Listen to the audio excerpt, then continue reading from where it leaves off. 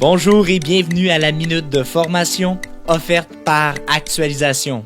Cette semaine, nous allons voir l'intelligence émotionnelle. L'objectif est de se familiariser avec ce concept qui a des effets positifs sur les plans relationnels, professionnels et sur la santé.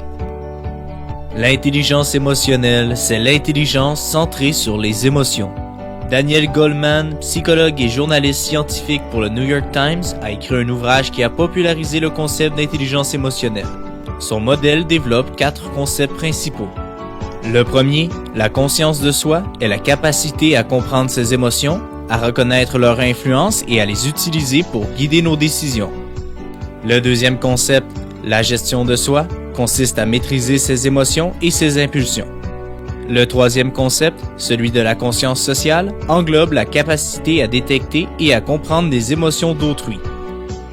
Enfin, le quatrième concept, la gestion des relations, correspond à la capacité à inspirer et à influencer les autres tout en favorisant leur développement et à gérer les conflits.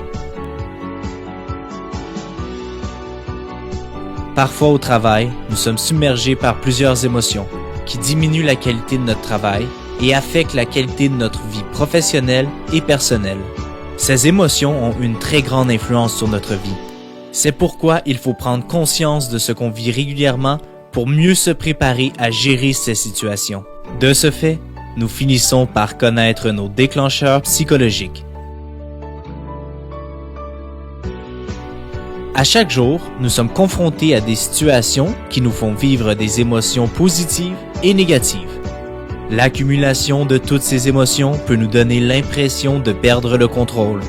C'est pourquoi, lorsque nous atteignons un point où nous sommes trop émotifs, il faut fermer les yeux, respirer lentement et profondément, se détendre et lâcher prise.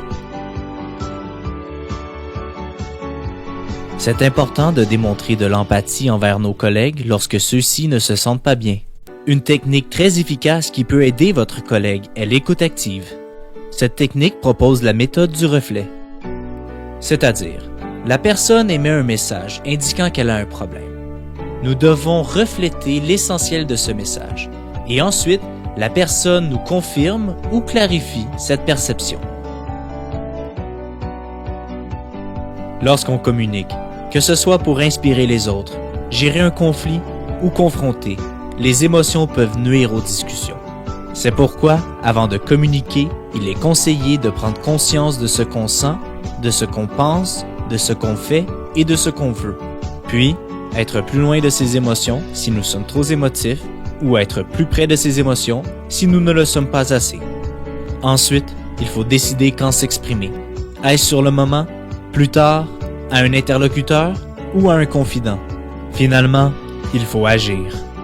En terminant, l'intelligence émotionnelle, c'est identifier son émotion et reconnaître celle de l'autre pour prendre un choix qui respecte les deux. C'est ainsi que se termine la minute de formation de cette semaine. On se donne rendez-vous la semaine prochaine.